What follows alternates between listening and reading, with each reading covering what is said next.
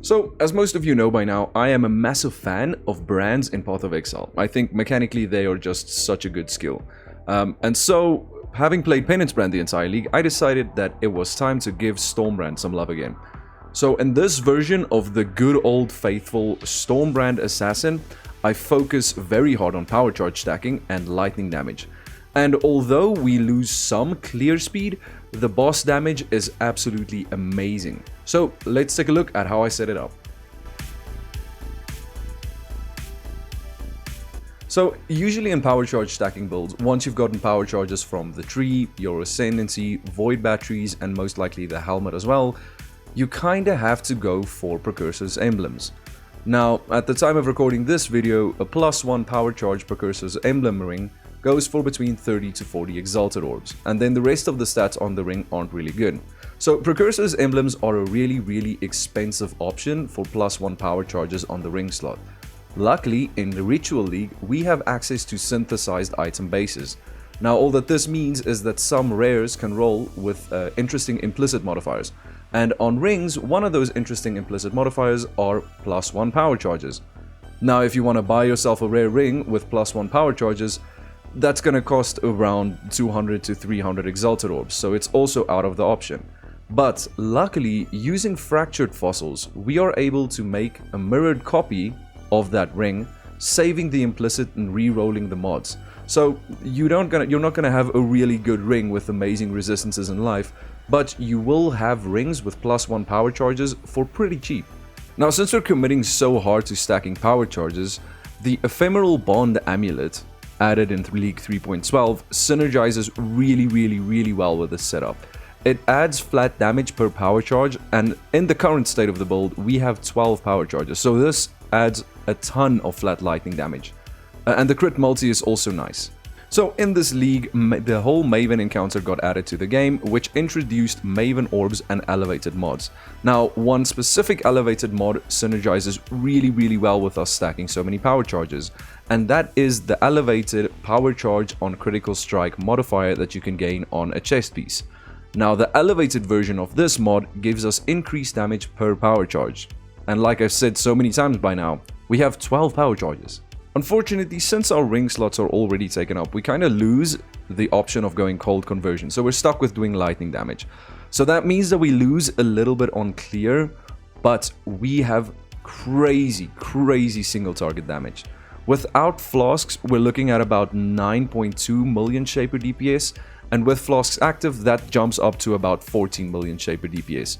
And that's without using any Awakened support gems. While doing initial research for this build, I found a very nice and very comprehensive Stormbrand Assassin guide by Firegrass, and it definitely influenced a few of the decisions we made in this build, so I'll link it down below if you guys want to check that out.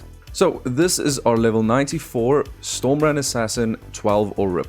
Let's take a look at the passive tree.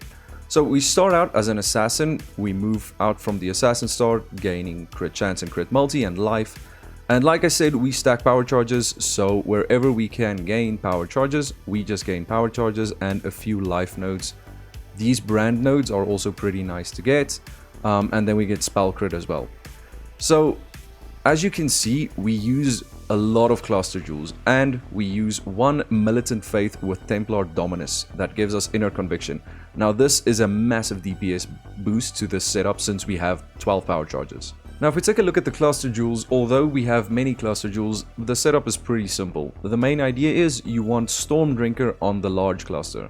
Ideally, you'd want them on all 3 of your larges for crazy lightning penetration. And then for the other notable, I have Prismatic Heart on mine, just to help out with Ellie raises, but the ideal would be having 3 Vengeful Commanders.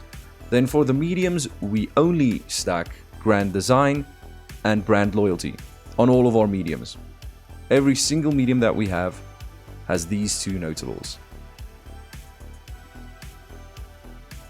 Onto the Ascendancy, I kind of feel that this is just the standard Assassin Ascendancy layout if you're not going to go Poison and you have Culling Strike somewhere else. So I started off with Unstable Infusion, then I got Deadly Infusion, then I got Mistwalker, and then I got Opportunistic. Now you've most likely noticed that we have a lot of jewels in this build as well.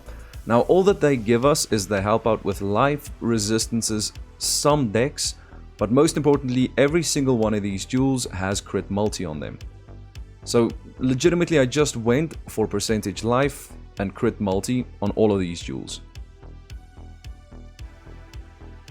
And then I also have a Watcher's Eye that penetrates lightning resistance while affected by Wrath. Okay, on to gear. Let's get the uniques out of the way first. We just start off with Void Batteries, as they are just simply amazing for any power charge stacking build. Then the Ephemeral Bond, as we talked about, that gives us a nice bit of crit multi and a lot of flat damage per power charge. Since we're really squishy and we only have about 3k life, I went for a Replica Soul Tether to gain Corrupted Soul. Now this gives us a large amount of ES, but then some of our non-chaos damage bypasses the ES. This just makes it so that we're a little bit more tanky. Onto the rings. So as I said, I bought these rings simply because they had +1 power charges, and these do have at least some elemental resistances. I set myself an arbitrary budget of 5x per piece, so you can go a lot less, you can go a lot more, and depending on the budget, these rings would be better. And then we also have Replica Inya's Epiphany. These are also really solid if you're doing power charge stacking, since they give a lot of move speed and a lot of damage. Now there is a weird interaction with the Ephemeral Bond. Our power charges only last for about 2 seconds, so you really lose movement speed quite often. Then onto the helmet. I spent a little bit on this helmet to get the Stormbrand Penetration enchant, and then I also went for +1 power charges, and nearby enemies have max or minus lightning resistance. Then for the gloves, we have Unnerve on Hit and Culling Strike with some nice spell damage as well. And the rest on these are really just stats that you need to live with if you've awakened or orbed them together. I was lucky to get some resistance on these. Now onto the body armor. Now this might look very threatening at first, but it really isn't. The only important stats here are the Explode mod and the increased damage per power charge. Now that's an elevated mod. I bought this chest piece with everything else on it for about 9x, so I thought it was a budget. I thought it was a steal, really, but you legitimately just need Explode and the increased damage per power charge. Gaining the life as extra ES is also really nice to boost our effective HP pool by about 1000. Then for flasks, we start off with a nice instant life flask. Ideally, I'd still need to fix this to be a bleed removal instant life flask. Then an Adziri's Promise, as it's just very decent since we have a lot of elemental damage. It adds a substantial amount of damage. And then I use a Bottled Faith in this setup. Since Bottled Faiths are pretty cheap this league, the flat crit chance, increased damage, everything. This is just a very decent flask to boost damage. Then a good old Quicksilver Flask for move speed. I have freeze removal on this one. And then a Cinder Swallow is really nice since we have this hybrid life and ES pool. Gaining percentages of your maximum energy shield and life when you kill an enemy is really nice, and this does work since we have an Explode chest. On to gem links. We start off with a 2120 Stormbrand. Then we have a Swiftbrand support, just a normal Swiftbrand. We have a level 20 Control Destruction, not awakened. We have a Conk Effect, not awakened as well. Then we have Power Charge on Critical Strike support. This gives us a lot of damage since we have so many power charges. And then just an Inspiration for crit chance, elemental damage, and then also reduced mana cost. Then onto our auras, we have a level 3 Enlighten support linked to a level 20 Wrath, a Herald of Thunder, and then about a level 15 Clarity. It's just so that we don't have to use, or we don't have to bother with mana cost too much. Then in R1 I have a portal so that I can self-cast portal, and then I also have a Cast on Death portal set up because we're not the tankiest build there is. And then we also have an Immortal Call setup linked to a Cost on Damage taken setup. Here we have Sigil of Power, which adds a nice bit of extra damage in single target boss fights where you do have time to do some setup. In our glove we have a Vol Righteous Fire, not linked to anything. And then we have a Hex Touch support linked to Conductivity and Wave of Conviction. So this applies Lightning Exposure and Conductivity on single target fights. And then as usual with a brand build, we have Brand Recall linked to Flame Dash, linked to Second Wind support, linked to a level 1 Arcane Surge, so we keep Arcane Surge up almost permanently. For Pantheon, and I actually did bother to upgrade the Pantheon to this time, I decided to go for the Soul of Arakali. It just has a nice amount of benefits, and since we're a little squishy. Damage over time can be scary, and we do have ES. So the chaos resistance and reduced shock effects, and it's really nice for this setup. And then we also use Soul of Aberrath because we want to be unaffected by Burning Ground since we do have some ES. And then for bandits, I still have Alira because Alira is nice as it helps out with mana regen, elemental resistance, and crit multi. And then for the anoint, we anoint infused just so we save a few points having to path over to grab this power charge. And really, that's all there is to it. It doesn't have the same amount of clear as the cold conversion Stormbrand Assassin, but single target is absolutely amazing as you've seen.